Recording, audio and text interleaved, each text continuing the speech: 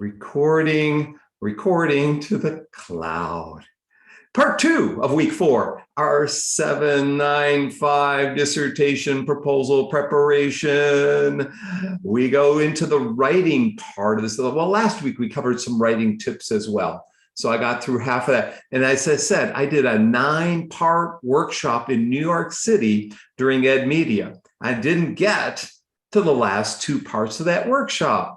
So you're getting the last 2 parts of that workshop first, because for you, for your purposes, they're the most important because they relate to dissertation writing and revising. So before I get into that, are any comments that one would like to make about previous session or about what's coming up, or about state of confusion on the assignments or anything of that nature? Assignment 1 and 2 is returned to everybody. So that was the quickest I've ever been in returning things. So don't expect that to be the norm. It's just that early in the semester, there isn't a lot of other grading going on because nothing's due in my other classes. So once something starts, then I have to prioritize. But I gave priority to this class the first few weeks anyhow. So everyone's doing well. There are some things everyone needs to work on. No one's perfect, which you shouldn't be. You should have things to work on. You wouldn't be here right now, right? And I'm sure the same is true of Karen and of all the students at Houston. Again, welcome in. Let me share my screen then and make sure that it can find where we need to go. And there it is. We're back with, whoop. We're back with, I think, do you see this here? Do you see that slide? Okay. So Snoopy says it was a dark and stormy night, and your novel has a very exciting beginning. He says, thank you. He says, good luck with the second sentence. And that's the way some of us feel with our publication of our research about our, proposals for writing and dissertations. We're stuck kind of at the beginning. And that's why I said, write a paragraph or 2 about your ideas. And if you can finish a paragraph or 2, then you could maybe write a 100-page dissertation or 200-page, like I got in the mail last night from Granada. One of my students from Granada sent this thing, 175 pages or so. But that's kind of the norm these days. That's with appendices and whatnot. She's studying blended learning on her campus on St. George's Medical School in Granada. So let me go to the next slide. So this is 10 top dissertation revision tips. And there's a book, Writing the Winning Thesis or Dissertation, a Step-by-Step Guide, if you'd like to have specifics of what you can do. As I said, in Dropbox, there are some free books on writing that I've put in there, and many articles with writing tips as well. So the first thing on dissertation revising tips is to just say yes. Just say yes. Because, that's the same is true of publishing any article. If you're trying to submit an article and get it published, you wanna say yes to all the editorial reviews. Thank you. That's great insight. I never thought of that. You start off all responses in the revisionary table. You have the left-hand side of the revisionary table. Here's the comment the reviewers made. Here are the comments of my committee members. And then on the right side, here's how I respond to them. And in the paper itself, you highlight in yellow the things that changed if you don't want to track changes. So I often don't have my students track changes. I have them highlight in yellow the changed sentences or paragraphs or so forth. But you say yes before you say no. With an article you're trying to publish, like tonight when I finished revising computer-assisted language learning article, you can honestly do 90% of what they want and say no to 10%. Just say that's not part of our scope. That was not one of my research questions. That was covered in a previous study of our group. That's going to be covered in a future study. So you acknowledge it's an important question, but you say that that's not within the scope of this study, and you thank them for it. So just say yes as often as you can. And sometimes you can say yes without actually having to do anything when you say, yes, you're correct, but that was published already in a previous article. And we did that in a recent publication. We point out several times but you can't tell them where, because this has to be anonymous. You can't tell them your names when you're revising our research article and so forth. So it's a little bit tricky in there sometimes, but there are different ways to phrase yes. And there are different ways to say thank you. You don't want to say for every comment that you got, and there may be 30 comments, thank you for 30 straight comments. You say, that's a good point. Well, we hadn't thought about that one. Excellent point. Wow, that really connects two things together. Or that was just something we hadn't considered. Thank you. We hadn't considered that. There's different ways to say thank you. And to acknowledge the reviewers and their time that they spent to get all those responses to you. They devoted a half day or a day to reading your article and writing all that up. It doesn't make any sense to be combative. And the same is true of your dissertation committee. Karen, Dr. Lee is going to read your dissertation proposals time and again and give you copious feedback. That takes a lot of time, Karen. And so, you want to say thank you before, you want to say yes before the maybes. You want to say positives before the what if kind of things, or the no's when you have to say no, when you have to hold your ground and just say that's not in my scope, or sometimes an easy way out with journal articles is say, we would love to do that, but it's not in the word limit. We're limited to the number of words in the journal. So then you're putting it back on the journal itself or on the editors themselves to say, oh, you can have more words. And often, here's another trick with publishing in a journal. When you submit the first time, you have to be within 7,000 words or 8,000 words or whatever it is. But when you revise it and resubmit, it doesn't have to be anymore. It just has to go through normally just through the first clearance. The first time in the journal, you have to abide by those length requirements. And the same is true of your people reading your dissertation. They might ask you to add a section to your lit review, that even though it's going to be an extra 8 pages that you tried to save them from having to read, well, you add those in. Second thing is when you make a change, you make the changes in yellow or in some color or color code. And when my team is revising a paper and we have too many words, I tell my members in red, why don't you highlight words that we can delete? In yellow, highlight words that maybe we can delete. And in green, highlight the words you don't want to delete or the sentences or paragraphs you don't want to delete. So that's a way of prioritizing things in your paper or in your dissertation. Often in a dissertation, however, we're using yellow for all the changes in your dissertation. So you might want to have an agreement with your committee as to what you're highlighting and what color or, and so forth. Do they want track changes? Do they want to see the actual changes? I typically don't, especially near the end of the process when I'm just read this thing 5 times. I don't, I want to just smoothly finish. And so I want to see a polished dissertation with highlight. Then I can attack the highlighted yellow with my little edits that smooth it all out, that adds the transitions. Or often when you add a sentence, you're missing a word or two here. So I add the words for them. I do the final polishing, right, in all of this. That's kind of my rule. But then put it in a response table. Or most of it anyhow. And here number the points that were made. And maybe even say when you have 3, how many committee members of a dissertation at Houston? Are there 4, 5, 3? Karen, how many do you have? There are 3. 3. Okay, so yeah. It's an EDD, right? No, it's a PhD. It's a PhD. Okay. Yeah. So we have 3 for the candidacy, and you can have up to 5 for the dissertation.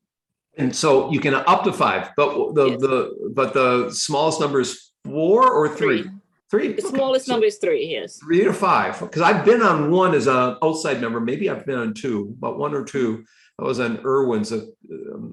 He's back in Indonesia. He was a medical doctor. Actually got his PhD. He was Sarah's student.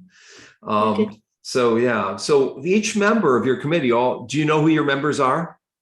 We're still actually forming our committee, but I do Okay. know most of them, yes. Who's their second member? So Dr. Day, Uh-huh. and then Dr. Zhang, more than likely. I have to confirm with her, but Dr. Okay. Zhang. So when they make a point, maybe you list their names and then the Okay. points and then how you address them and where they'd find it maybe in the manuscript itself, maybe Okay. what page number or, and so forth. So have it very explicitly in that revisionary table. Okay. This will help everyone out. It will smooth out the process. And it's basically these things say, I respect what my members have said, and this is what I've done. And it also gives you a chance to be proud that I did all this work, extra work after revising. So it's almost like a semi-contract, if you will, between the reviewers and your committee members and yourself, right? Yes. Number 4, hold a personal peer review. Now, this could mean many things. You can send it out to your friends and have them review it. Have your roommate review it, your significant other, your son or daughter, your father, or the friends that you trust. And you can also interrogate your dissertation yourself, assuming the role of a peer reviewer. You could even read it aloud or have a computer. You could put the whole document into a tinny can computer voice and have it read it to you while you're drying your hair in the morning. Now, believe it or not, the International Research on Open and Distance or Open and Distributed Learning, IRODL, they make an audio file. They do that for visually impaired people, but they also, they play the research in radio stations in Africa. So when you're getting a haircut and listening to a radio station at a barbershop in Africa, you could be listening to my research there. And I tell you, when I hear my own words, sometimes the majority of times it sounds better than what I thought, which is good. But there's sometimes I'm like, oh my God, did I miss a word or what did I do? So hearing it or hearing others or speaking it or whatever but peer review is an important part of the process. And whomever. It doesn't matter often their expertise. It's just getting someone to do it. Number 5, don't start your revisions tomorrow. Start with something. Start with today with the easy things that you can do. List all the revisions that they ask from maybe a scale of 1 to 10 or 1 to 3, 1 to 5. 1 to 3 tends to work. Easy things is a 1, medium hard is a 2, and at least 3s are real difficult. Then you do the number 1s. You start with those today. Then tomorrow you can do the 2s and 3s, but at least you got something done along the way. Write a letter to your committee about what you did, a very short letter, thanking them for attending your defense, thanking them for their suggestions, thanking them for all their time they invested in you while you. Now, Karen, what year did you start as a student? Was it 2018, 19, 17? We lost Karen. Sorry, no, I was muted. Yeah. It's 2018. 18. So 18. You've been there 4 years. They've invested in you for 4 years. It'll be 5 years by the time you defend, probably. You're working on a proposal now or on the yes. Okay. So it'll be, next year when you defend, hopefully, or shortly after. But all the time you write a letter here and you put in acknowledgments in the dissertation too. And you usually write the acknowledgments after the defense. Some people put it in before the defense, or you can put it before and then revise it. It's up to you, really. But write a letter saying, thank you, here's the revisions. Now, often that letter is electronic in these days. And so you send this thank you letter or here's the changes I made in general. And then you send the table of the more revisionary table as well. And then the document. Number 7, form an agreeable agreement. Now, these aren't necessarily in order here, but with your advisor, after you defended your dissertation, you sit down with your advisor and your advisor will go through, here are the things that you need to do to revise this. Here's what I heard the other members say. And then you respond then, as well as when you're back home, you then you send an email to your advisor. Here's the things I'm going to work on. Does this sound all correct? Or even you could start the revisionary table, the left-hand side of it. So you got the revisionary table started with the comments from the members, and then you send that. That's the contract, sort of, right? Make a checklist and check it. Now, my daughter loves checklists. She checks everything off, and I'm now working on a daily 365-day calendar of thoughts on leadership, learning, and life. But I got Dalai Lama quotes in my pocket, 365 days. And on the back, I put notes. Everything's a checklist of comments that I put on this, of things I need to do later tonight. Everything's a checklist, and those help meta-monitor your progress. Metacognition is extremely important. Meta-monitoring skills are important. Have the checklist. This will save you a lot of stress in the long run. You can say, oh, I did this or I didn't do this. Here's what I have left to do. Make sure you have plenty of ice cream. Now, you might say, make sure you have plenty of beer. Make sure you have plenty of pizza. Make sure, or just little chiclets or gum or whatever it is that you little gummies or whatever it is that cashews for me, and chocolate covered raisins and cashews are sitting next to, for my break time. But there could be, just a thing of celery and carrots. I used to go through pretty much a bag of carrots every couple of days in my office. People knew me. I brought a briefcase. They didn't know what was in the briefcase. It was a bag of carrots, So to have something like that so you need extrinsic reinforcement as well as intrinsic, and this provides the extrinsic reward structures that you need to be able to accomplish that dissertation proposal or final dissertation itself. I can't stress this one enough. And this could be social in nature. If it actually is an ice cream shop and we go to Chocolate Mousse here in Bloomington, we can meet up and all that. I don't know if Kim is still here with us. Sume's here. Kim maybe had to leave. She and I went to Chocolate Mousse when she visited Bloomington this past spring. So then I'll thank you cards. You can maybe send a bunch of thank you cards, maybe to everyone who attended your defense. Maybe even send thank you cards along the way at significant holidays like, New Year's and so forth. Well, thank you for being on the committee. I look forward to defending blah, blah, blah. It's just something short saying, you were special and, all that kind of stuff.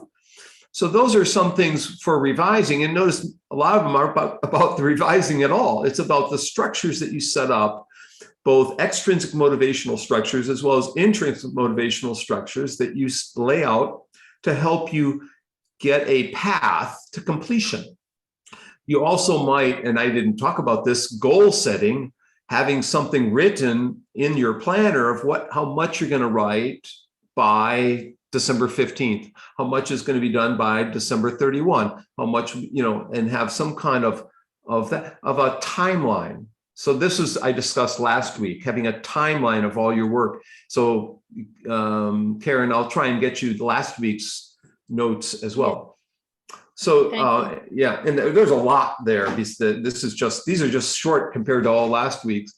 So then finally, the 10 dissertation defense tips. Before I get to the tips, going back to the, this is in reverse. So first should come the defense, then should come the revising tips. So are there any things in here that you would like to pull out or add to on the revising side? Questions about revising? I like what you said last week about never throwing any bits away, even though you might delete them from a version of that thing.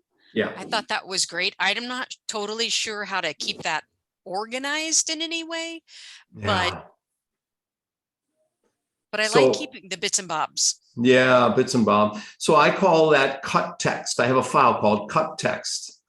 And that file's a folder on my desktop or whatever under that dissertation or that paper.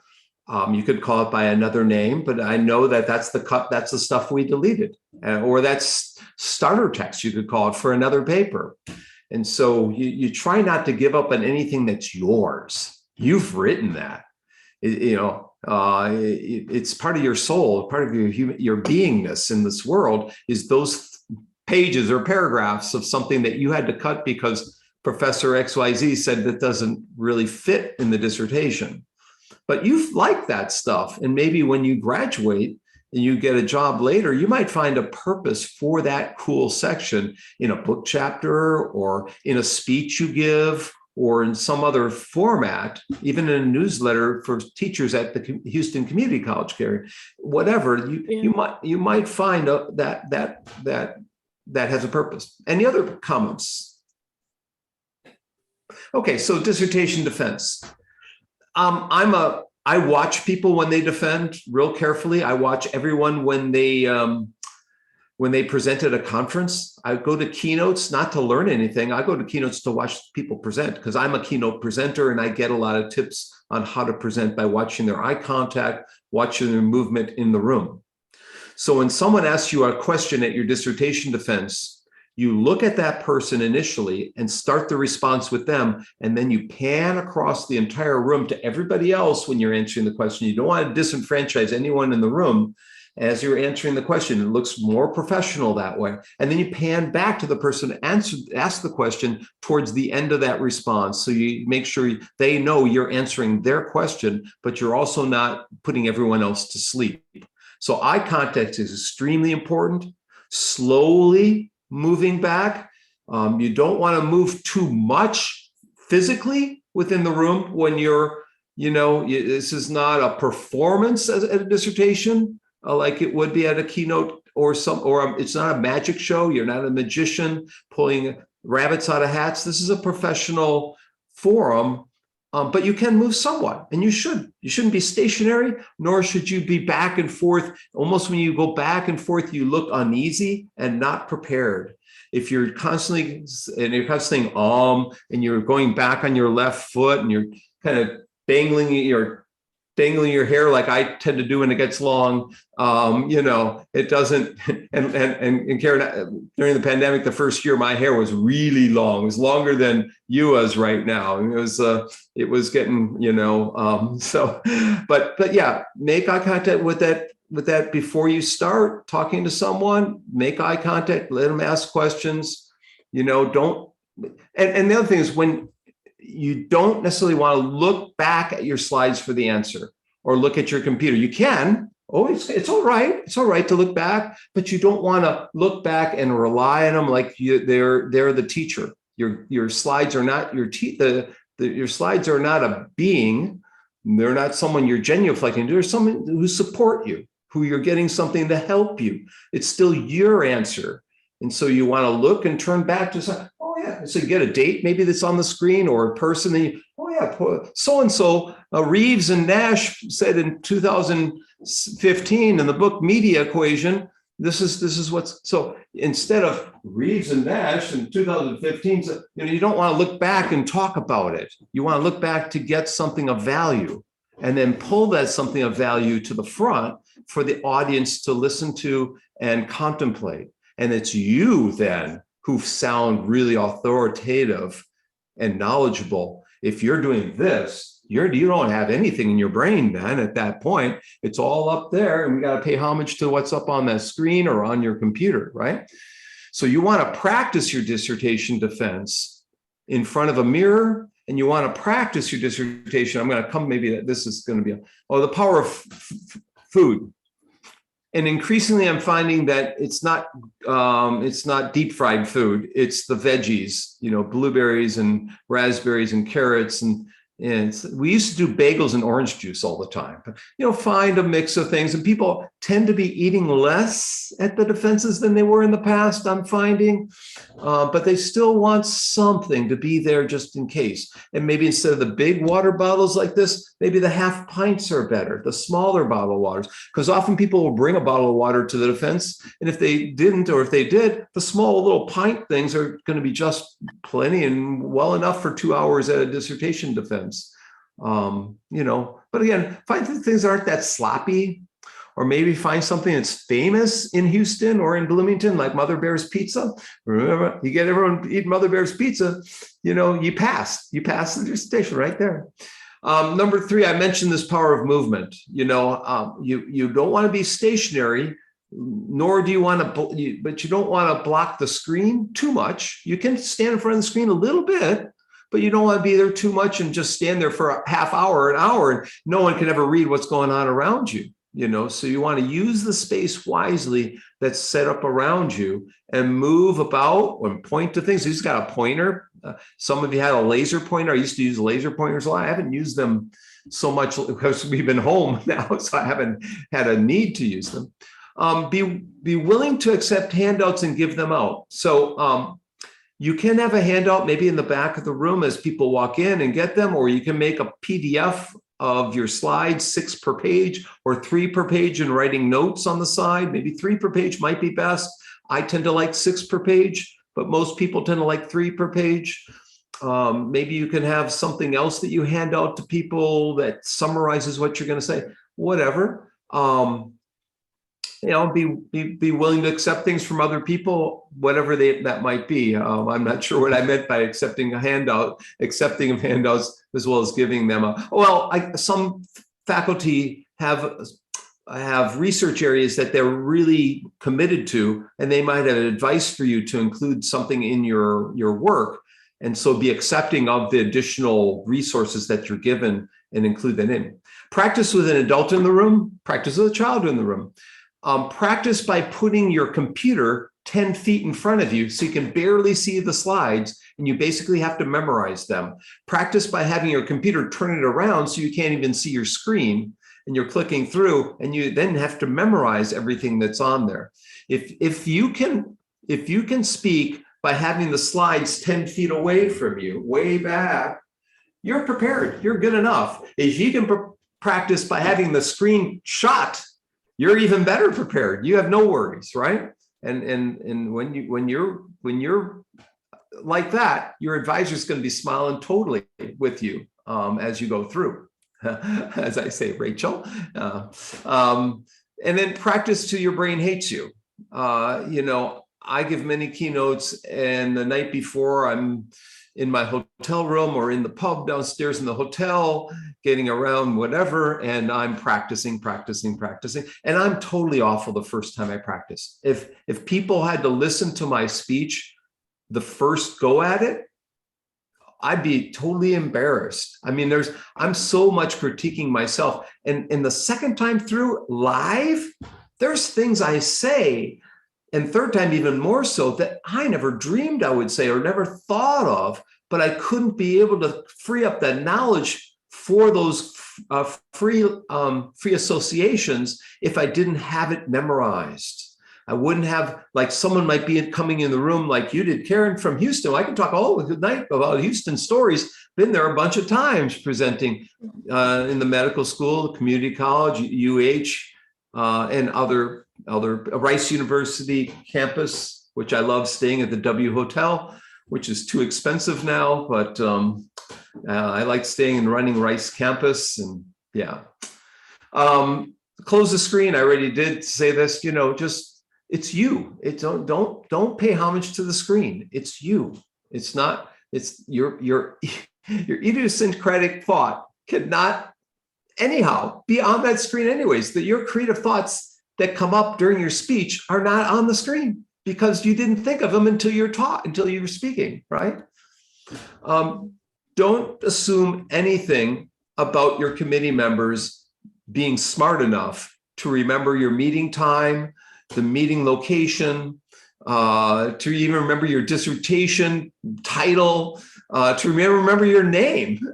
I've had 17 defenses so far, 8 defenses so far, 7 proposal defenses so far.